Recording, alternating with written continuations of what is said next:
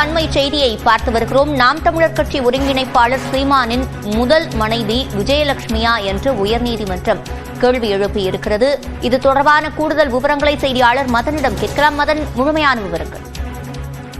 தன்னை திருமணம் செய்வதாக கூறி ஏமாற்றியதாக நடிகை விஜயலட்சுமி சீமானுக்கு எதிராக கடந்த 2011ஆம் ஆண்டு வலசரவாக்கம் காவல் நிலையத்தில் புகார் அளித்தார். இந்த புகாரின் அடிப்படையில் தனக்கு எதிராக பதிவு செய்யப்பட்ட அந்த வழக்கை ரத்து செய்ய வேண்டும் என்றுதான் தற்போது சீமான் சென்னை உயர்நீதிமன்றத்தில் இந்த ஒரு மனுவை தாக்கல் செய்தார். அதாவது கடந்த 2011ஆம் ஆண்டு அளித்த புகாரை 2012ஆம் ஆண்டே அவர் திரும்ப பெற்றுக் கொண்டார். அந்த கடிதத்தின் அடிப்படையில் ஏற்கனவே இந்த வழக்கு முடித்து வைக்கப்பட்டது. ஆனால் மீண்டும் தற்போது இந்த வழக்கை உள்நோக்கத்துடன் காவல்துறை விசாரித்து வருவதாக சீமான் தரப்பில் தெரிவிக்கப்பட்டது. எனவே கூடுதல் பேரில் தான் இந்த புகார் கொடுக்கப்பட்டதாகவும், எனவே தன் மீது அந்த வழக்கை ரத்து செய்ய வேண்டும் என்று சீமான் தரப்பில் வாதம் எடுத்து வைக்கப்பட்டது.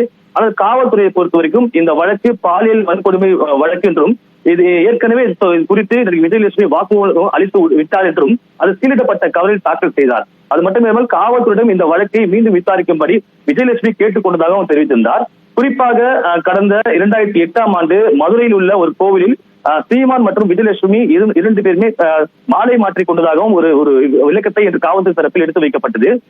கடந்த 2008ஆம் ஆண்டு முதல் பல முறை கட்டாயப்படுத்தி விஜயலட்சுமியுடன் சீமான் தொடர்பில் உள்ளதாகவும் இன்று காவல்துறை ஒரு புகாரை தெரிவித்தது. திருமணம் செய்து கொள்வதாக பொய் வாக்குறுதி கொடுத்ததாலேயே 2 முறை தான் கொடுத்த புகாரை, சீமானுக்கு எதிராக கொடுத்த புகாரை விஜயலட்சுமி திரும்ப பெற்றுக் கொண்டாலும் அதற்கான விளக்கத்தை இன்று காவல்துறை தரப்பில் தெரிவிக்கப்பட்டது. இதை கேட்ட நீதிபதி இன்னொரு வழக்கை சாதாரணமாக எடுத்துக்கொள்ள முடியாது, ஒருவேளை இந்த வழக்கை திரும்ப பெற்றுக் கொண்டால் கூட இது பாலியல் வன்கொடுமைக்கு எதிரான அந்த சட்டப்பிரிவில் விசாரிக்க வேண்டிய ஒரு வழக்கு. எனவே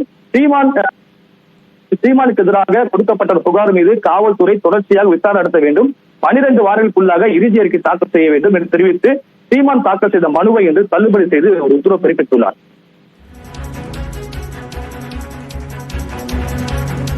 முழுமையான விவரங்களை வழங்கியமைக்கு நன்றி மதன்.